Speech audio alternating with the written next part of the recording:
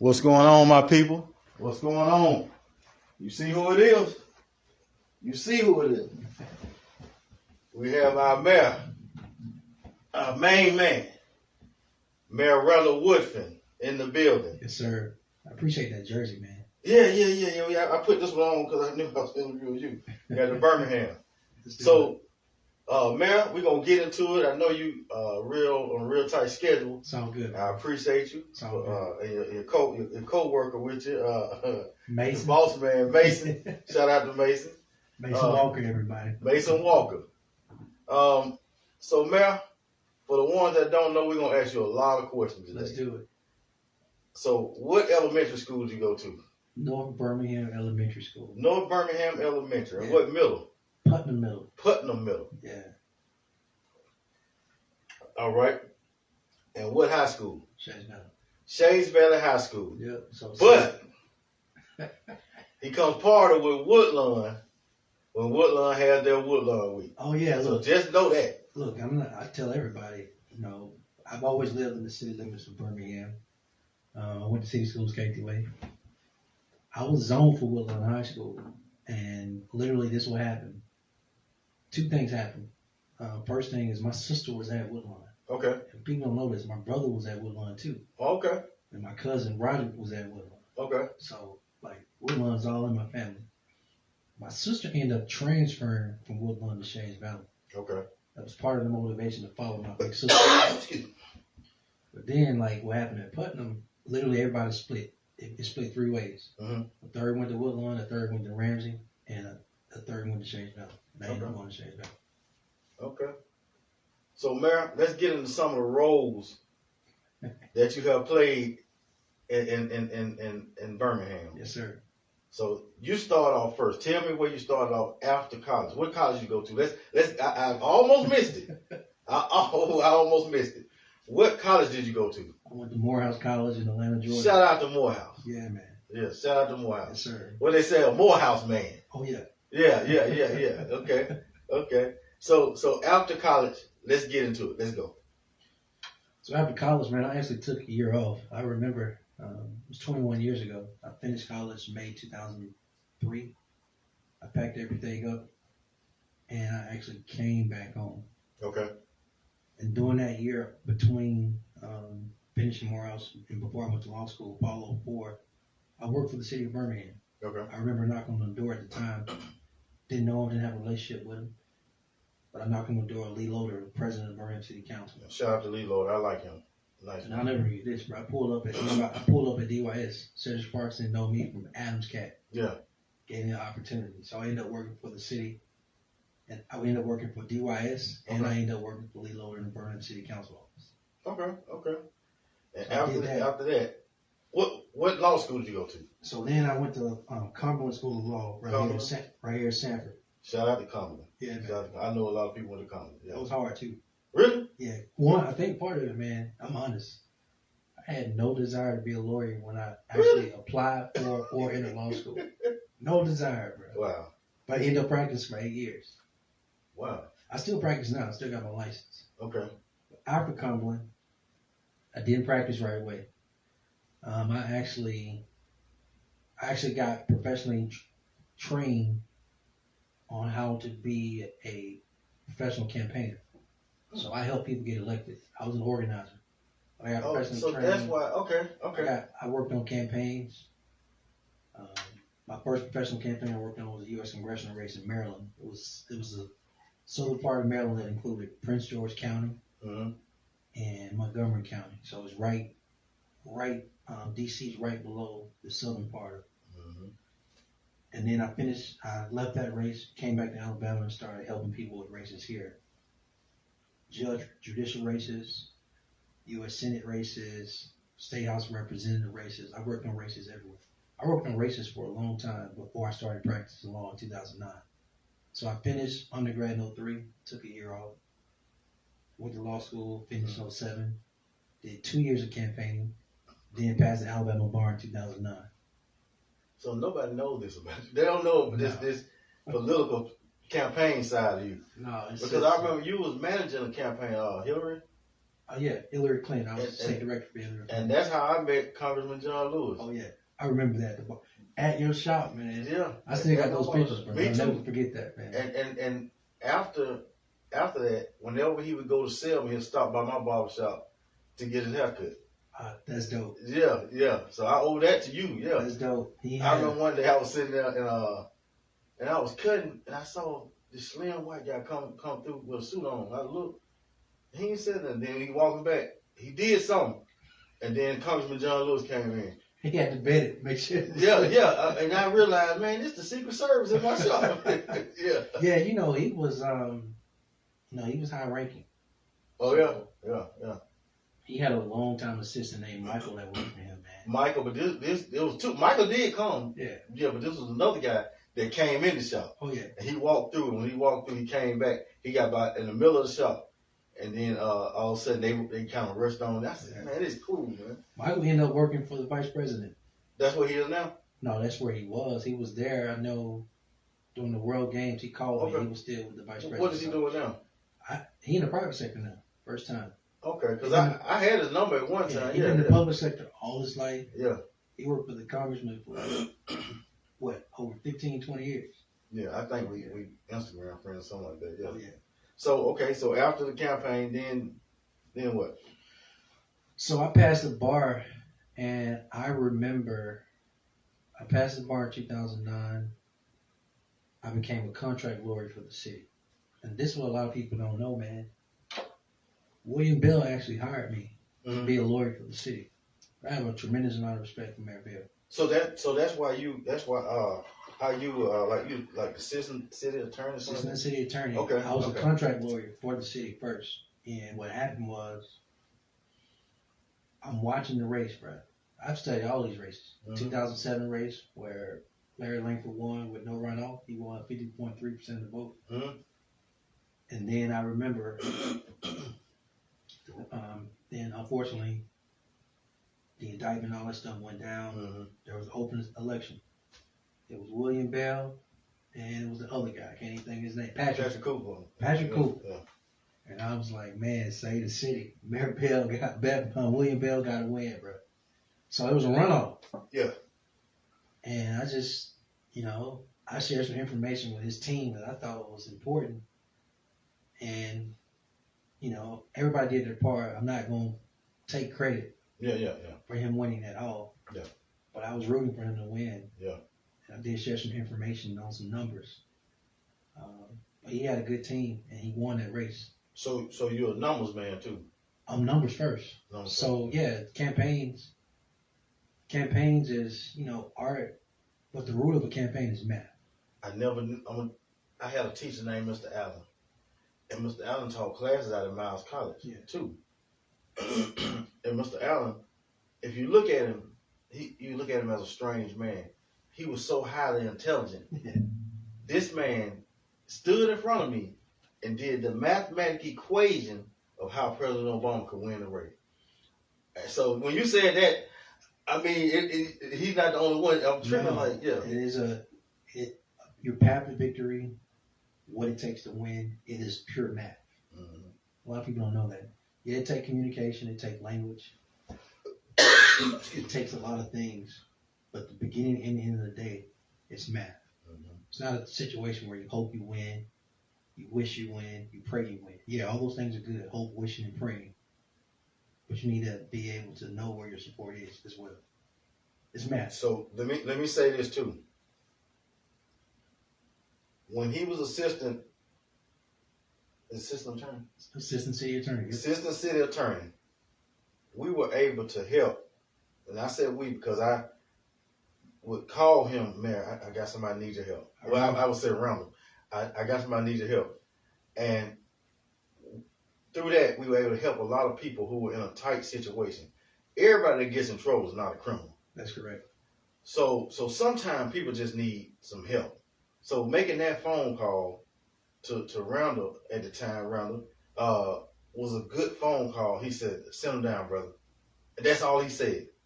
He didn't say, well, man, I don't know. And man, He said, send him down. We'll help him. And that's what happened. So shout out to you. I appreciate you for that. Let me break that down, man. A couple things. What's bigger than the schools I went to, what's bigger than Morehouse, what's bigger than being a lawyer is character and what my grandmama taught me, what my mama taught me. Help people. Mm-hmm. Help people. Mm-hmm. I wanted to be a lawyer. I eventually yielded to being a lawyer because there was an opportunity to help people. And if there's time, I can tell you how I transitioned to wanting to be a lawyer. Separate from that, I love Birmingham, man. I love the people here. So lawyers get a bad rep. Everybody think lawyers are buttholes. Shyster, can't trust them, right? That's a perception that exists. So knowing that exists in my profession, everything I did or wanted to do was to actually change that. Mm-hmm. I think in addition to that, like when I say helping people, I really, really mean helping people. Yeah. So what does that mean? I would see thousands of people in 1 year. Mm-hmm. Sometimes in 1 week, 300 people. Mm-hmm. Help them out, man. And today, let me tell you how that's funny today. The person will walk up to me and is like, man, you were my lawyer. And I'm like, okay, I wasn't a lawyer. I was a prosecutor. But they couldn't tell the difference between me being a prosecutor or representing them because I treated everybody with kindness. I treated everybody fair. Mm-hmm. Even the people that were wrong. I had saw all type of cases, man. But if I can help, prosecutors got a lot of discretion. Don't be abusive. Use your power to actually help people, change people's lives. And that's what I did. Speaking of somebody walking up to you, we was at a banquet, the UNCF banquet, about 3 weeks ago. Oh, yeah.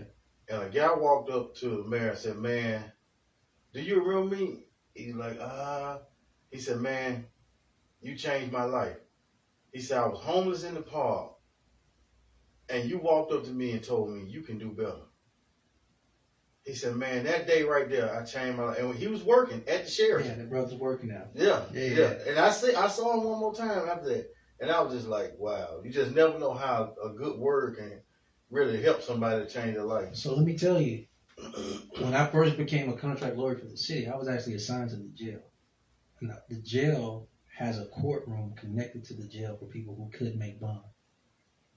And so people would come before the judge in orange jumpsuits. Mm-hmm. A lot of people don't know, man, and a lot of people would never see. A lot of those people were homeless. Mm. But that wasn't my first time seeing them.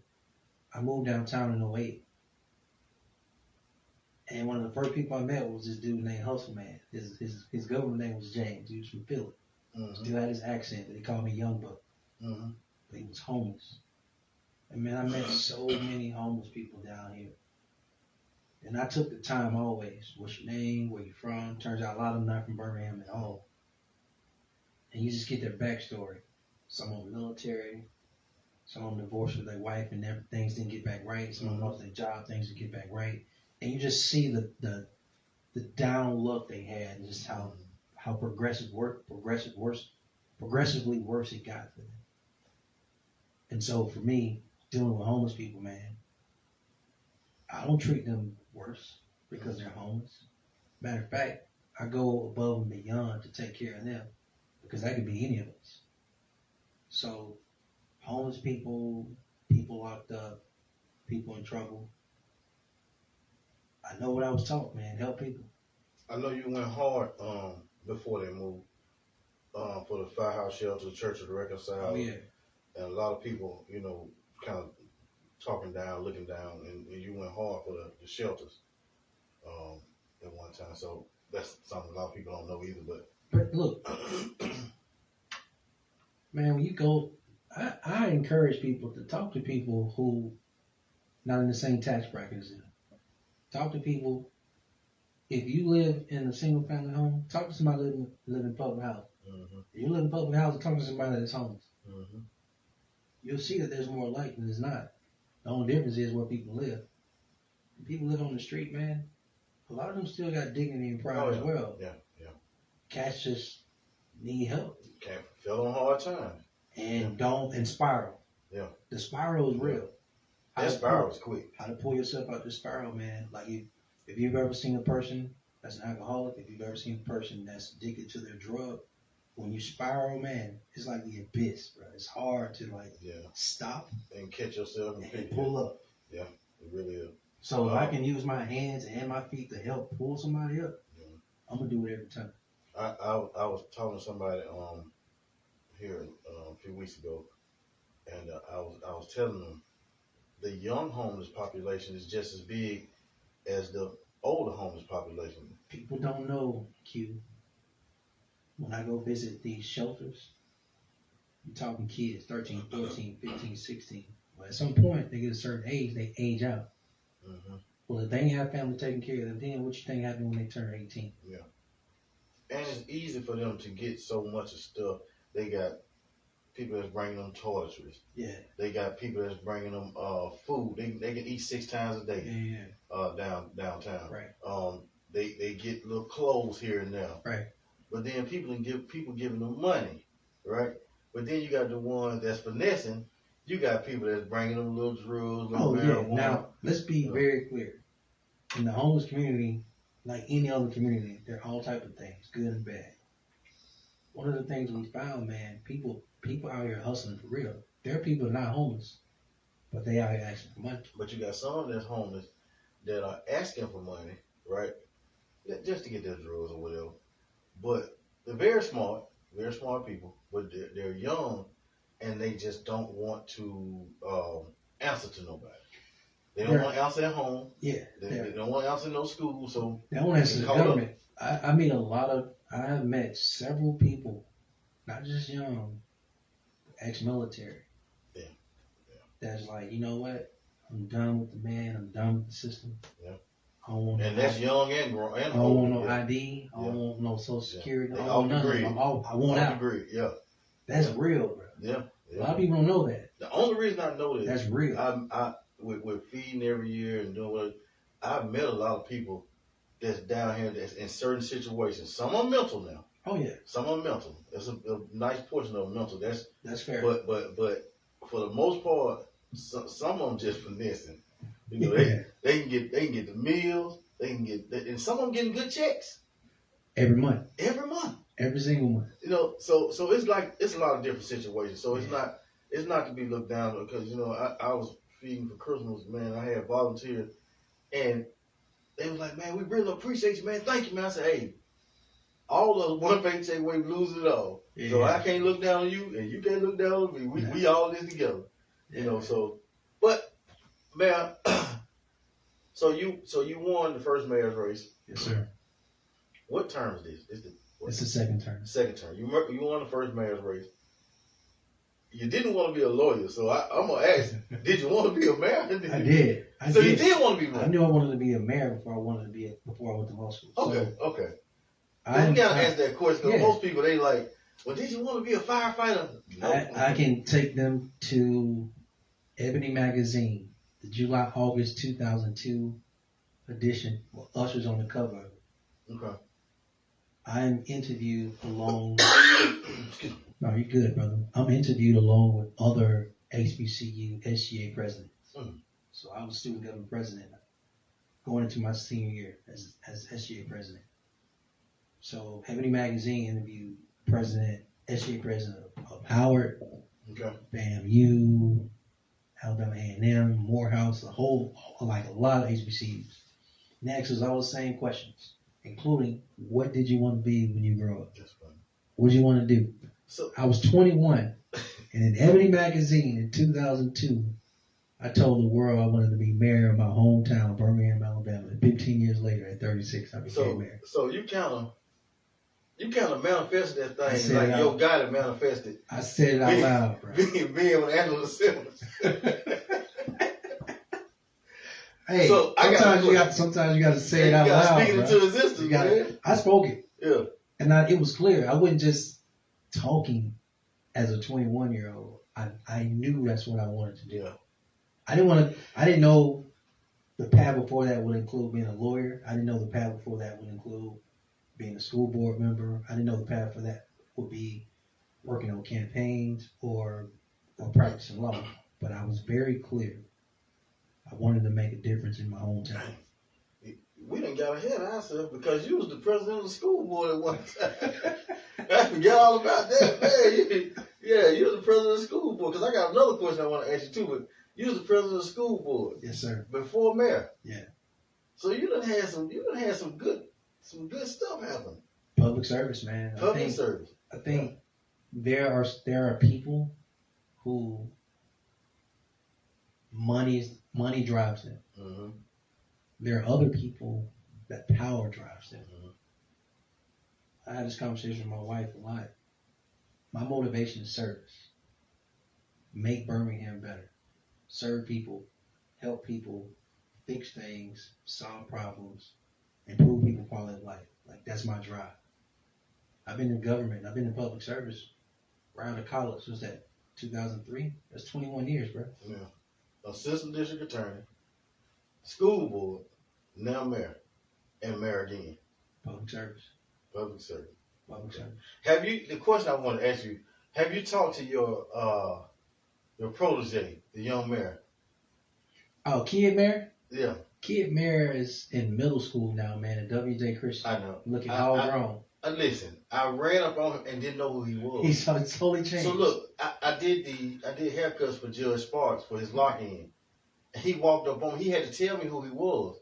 In my mind, I'm still thinking, kid. Yeah. Not a kid But I'm anymore. like, but you know he was family, so I'm like, he said, you remember me? I was like, and I don't think he wore glasses no more. So I'm looking like, man. I ended up cutting his hair too that night. When I came to his school unannounced, and he walked up on me, it took me a while to recognize him, bro. You have to look real hard, but he's totally mature. He's totally grew up. He is. He's got way taller. Yeah. His voice changed. Yeah. Everything changed. Yeah. But I remember the re-election in 21. He's sitting on the steps with me. Yeah. But just I like remember that, he used to go to City Hall all the time. I mean, that's 6 years now. Yeah. I've been the mayor since November 2017, so it's 6 years. He's grown that much in 6 years. That makes him 12, 13 now. So, Mayor, you had all your accomplishments. You won a second term. Now you got married. Yeah. And now you got a baby on the way. Hey, man, life moved fast. Man, life moved fast. Yeah, man, the truth, man, I am blessed. Yeah. Kendra and I've always wanted to be married. Okay. And I've always had a desire to be a father. Mm-hmm. So I'm in a place where I feel extremely blessed. Mm-hmm. I'm excited. I'm nervous. Things are new. New beginnings, but it's all love because I'm patient with myself. Mm-hmm. I'm still seeking guidance in prayer from God. Brothers who are married, been married, brothers who are fathers. Mm-hmm. Give me all the advice in the world because I don't know what I'm doing. Yeah. It's But every day. it's every day. Hey, listen, as a doctor, what is his name? What is his title? He's practicing medicine. Practice. Yeah. So, hey. I respect that. Yeah. Look, practicing law. Yeah. I can dig hey, it. every day we got to learn something different to keep going. Yeah, this July, man, Kendra and I have been married 6 months. Okay. This July, we've been together 3 years. Okay. So I met her at a charity event in May of 2021. Okay. I remember it like it's yesterday. She was up here at the Highland Golf Course. Her business, she's a real estate broker. Mm-hmm. And her business was sponsoring one of the holes. Introduction, hey, bye. It was maybe 5 minutes. Yeah. She was with her team, I was with my team. I saw her literally a month later, June 2021, at another charity event over at Carver High School. Mm-hmm. And bruh, when I tell you I went there just to speak and buy to the event, I ended up seeing her and we ended up talking for over an hour. Mm-hmm. We actually exchanged numbers then. But at this point, I'm still dating others, and I don't know what she got going. I'm just doing her thing. And she sent me a text. I forgot who sent who a text, July 1 of 2021, but it went something like this. I asked her how was the day. She said it was a bad day. It was rough. Actually, she wanted to get a drink and talk about it. So we ended up going out for a drink at Paper Dome. Yeah, Paper Dome, yeah. And the drink ended up turning into us walking to El Barrio to have dinner. Oh, really? And then from dinner, I saw her every day ever since. Wow. Just like that. Wow. So y'all had a perfect love story. Do you think, Mary, that she thought you looked like Tank? That's why she. You know, there have been several iterations over the years. You know, it used to, at some point, I looked like Marlon Wayans. At some point, apparently, I looked like first black president in the show 24. I get that. At some point, I looked like Snoop. I don't know when that was. I think that was my college days. Yeah.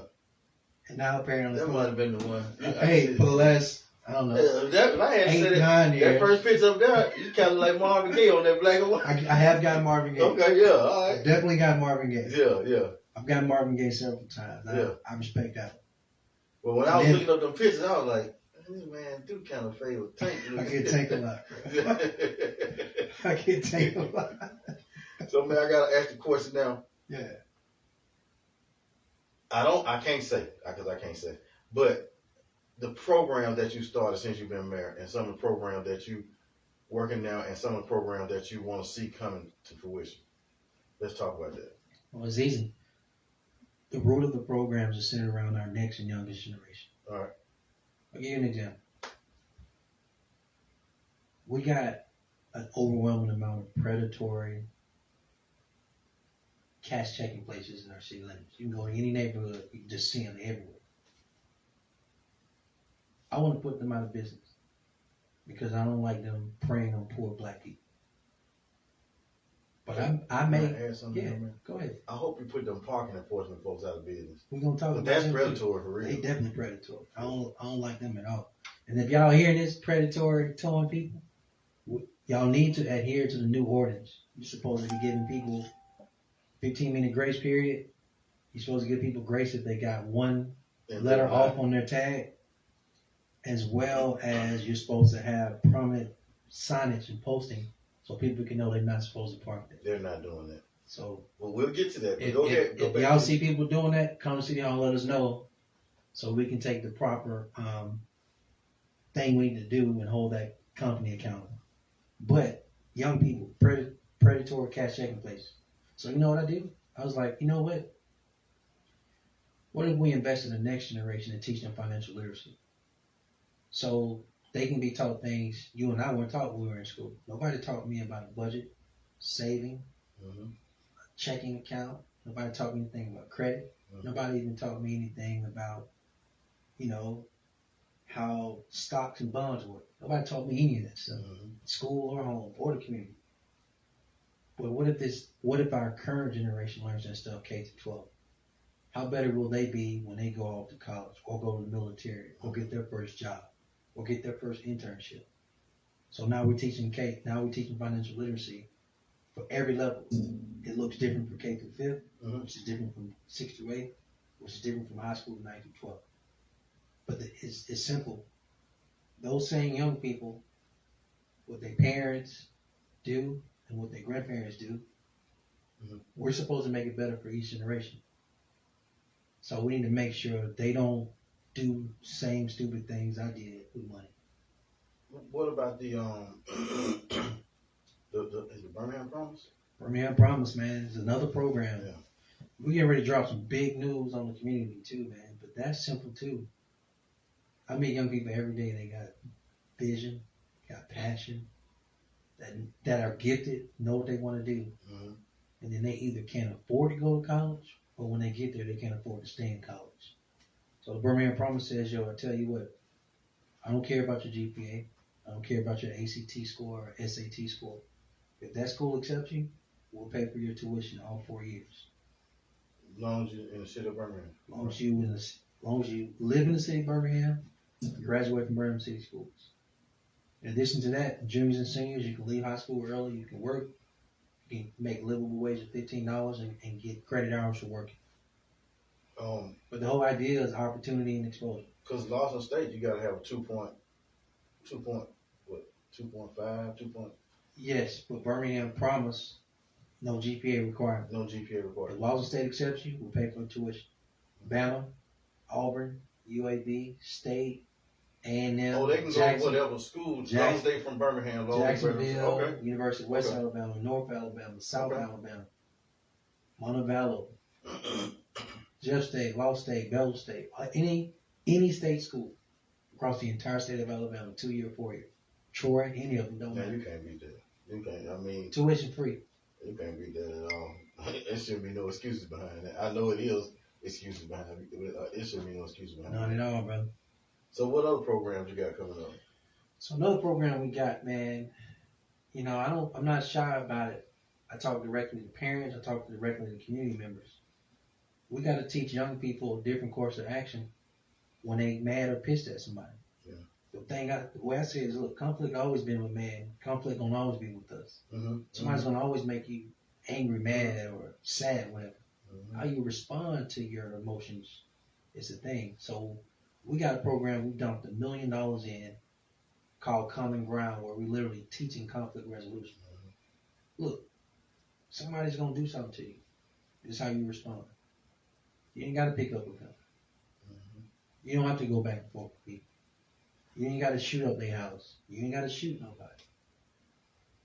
We can teach you how to solve your conflict a better way, so you can live, so you can have your own life, so you can have your own family. Because we don't want you to end up in prison, or worse, we don't want you to end up dead. Where I'm so tired of these people. I'm so tired of kids being on t-shirts, bro. Yeah. I'm tired of all these caskets. I'm tired of my phone saying another person shot. Mm-hmm. So we got to teach our young people how to solve their own problems, bro. Because this stuff they be on ain't no win for them. Yeah. Ain't no win for them. It's always a question of what can we do as men to help these young people, you know, We can do a lot. outside of Common Ground, just in the community. We can do a lot. Bro. Yeah, we can. We can. And I hate when I hear men say, "Oh man, you can't say nothing to these Yes, young you man." can. I'm like, Yes, you can. Look, man. Here's the thing I know about boys. Boys look up to me. I don't care what nobody say. if the man carried himself in the right way over They man. gonna look up to somebody. Yeah. Yeah. You couldn't tell me nothing as a kid. I was enthralled by Master P and No Limit Soldiers. We all were. Cash Money, We all A were. Ball, MJG, We all were. UGK, Yeah. Outkast. Easy. NWA. I looked up to him. Yeah, yeah. I looked up to him. But then I also had a pastor. I also had a big brother. I also had uncles who told me don't live this life. A lot of people don't know. And my dad's one of 6 children, my mom's one of 8. With the exception of one uncle, bro, they all done significant time in prison. One did 10, one did 20. One was a life without parole, violated back in. One's life without parole, never getting out. Mm-hmm. 2 cousins, both did a stint. Brother did a stint. There was nothing for me as a child to visit, not 1 but 2 prisons on a Sunday. Yeah. But they told me, don't be like me. Mm-hmm. Don't do what I did. So even men who make mistakes can have influence on young boys and say, don't do what I do. Yeah. Don't do what I did. Don't do what I did. Men got a lot of influence on these boys in the city, bro. I don't care what type of beef you got with your baby mama. I don't care what type of issues you got in life. If men in Birmingham, Alabama would just step up and engage their own sons, their own nephews, or own neighbors, own boys in their community, yeah, this city would be better and safer. Yeah. And we understand in reality that things just don't happen, right? Things just don't happen. I ain't talking about that, Yeah. but at a high level, man, some of this stuff we experience, man, these boys just don't know how to express themselves. All right, let me ask you this. What do you think about a curfew? I'm for that. Let me tell you why. Because we got unfortunately in our city, we got adult parents that's not doing their part. And because they don't do their part, it lends itself to young boys and young girls. And young girl. All right, come on, man. who have no These structure, girls off the chain. who ain't got no structure, so they just out here being reckless. Yeah. I'll be honest with you, Q. I don't care the race. You can be black or white. You can be an adult or a child. Right. I'd rather everybody in this city be mad at me and people be alive than I don't say nothing and I don't do nothing and more young people did. Yeah. I can live with and sleep at night if you mad at me for a curfew. Mm-hmm. If you mad because I shut a party down. If you mad because I called you out because you got kids on the flyer with blocks and alcohol. And alcohol. I do not care if you mad at me. Yeah. I don't care. Yeah. Be mad at me. Is this child or these children gonna remain alive? I'll take that in exchange. No hesitation. Man, I don't know. I guess I'll just say each precinct. I'll just say each precinct. So if it's High Chaparral, Gate City, each precinct. Each precinct. Yep. To you. I don't know what you're gonna do with this. I don't know how you're gonna make this happen. To you, I want to get them a shout out. I want to get them a shout out. I want to get them accolades and kudos. Yeah, shout out to the ship, bro. Because 2 Sundays ago, me and some other barbers donated haircuts to an event that the Birmingham Police Department had. And Officer Mason was the one that ran it. Right. Well, I just say he ran because he was doing most of the talking. I don't know if he put it together, but his catering company did the food as well as they bought, oh my gosh, I know 50 pieces. They had all kind of games, and they gave away flat screen TVs, and they wasn't shabby with nothing. Everything was well put together. Right. They had enough tables for all the barbers. It was so good. Mason sent me a message through Messenger. It was just telling me thank you. I said, no, thank you, man. It was so good that I forgot that it was a police event. Everybody did. Because they treated everybody with respect.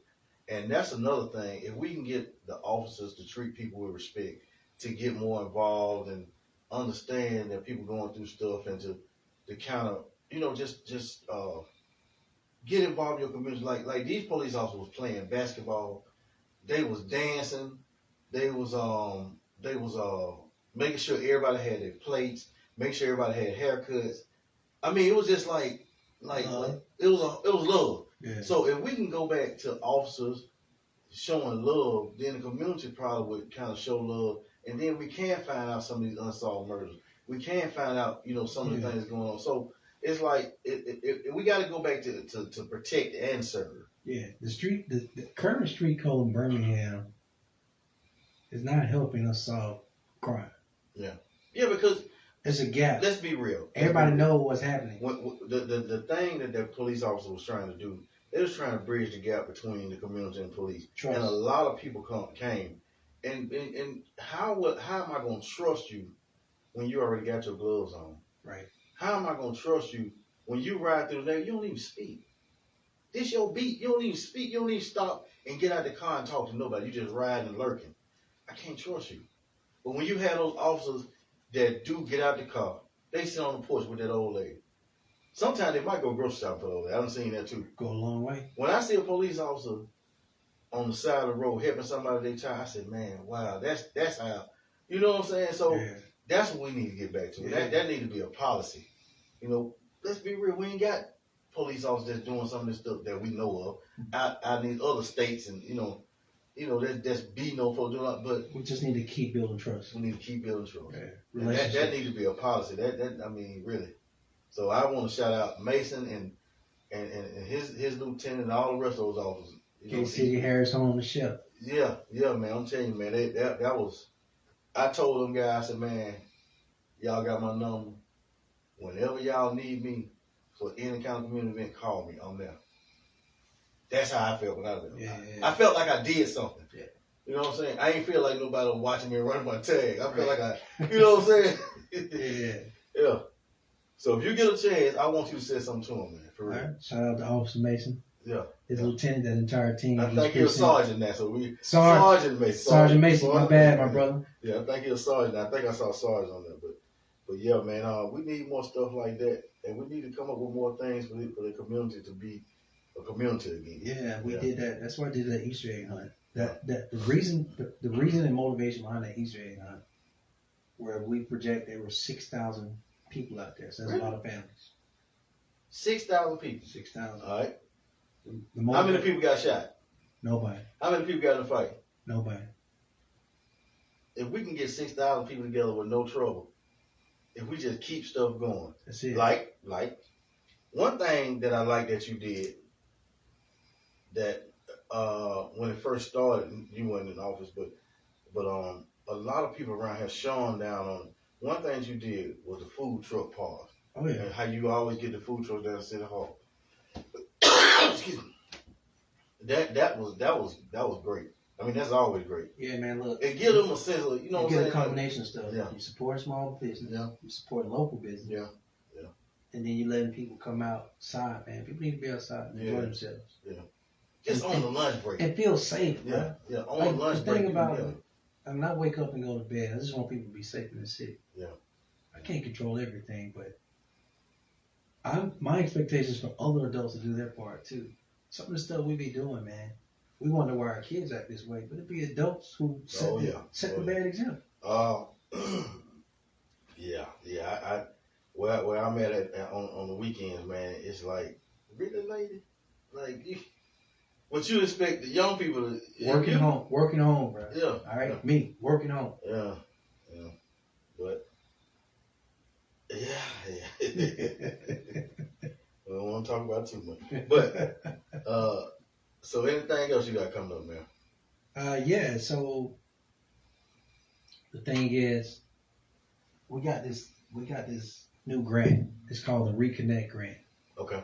The way Birmingham's downtown was designed, it was designed to get people in, to get them out. That's why all the one-ways exist on both sides, whether it's the street or the avenue. It's designed to get people in and out in the morning when they come in, at 5 o'clock when they go out. Mm-hmm. But the more streets we convert to two-way, the more we get people, the more traffic slows down. They can see the small businesses more.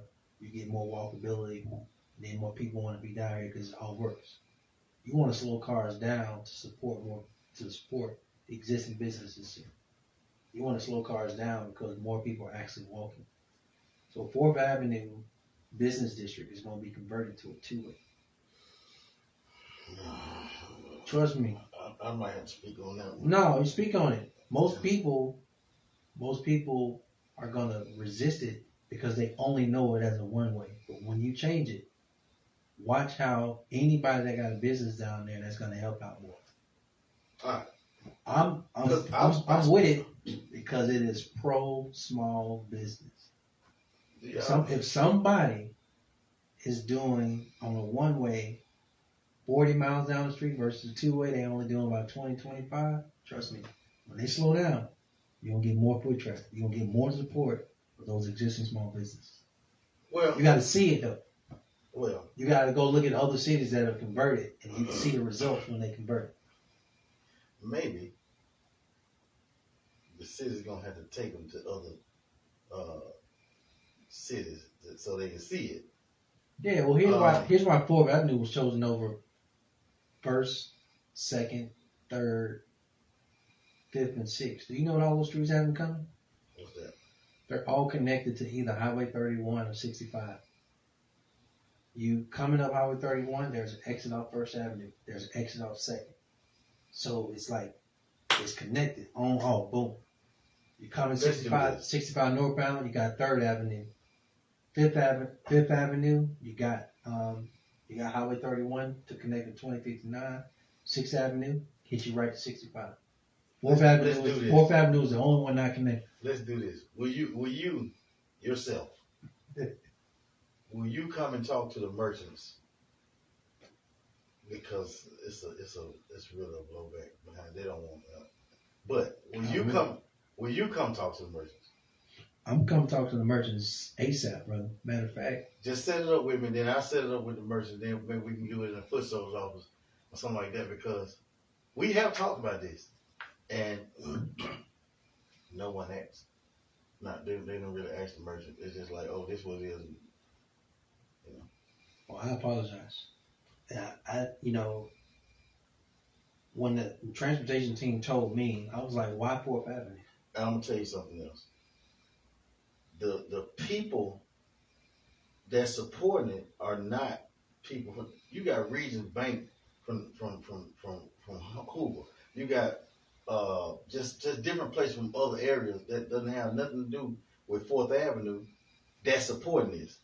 You get what I'm saying? So it's like a slap in the face to the merchants. And anybody want to say anything to me about it when you see me, just tell me. I'm not you. I'm talking about, yeah. What did Urban Impact say? That's what I'm saying.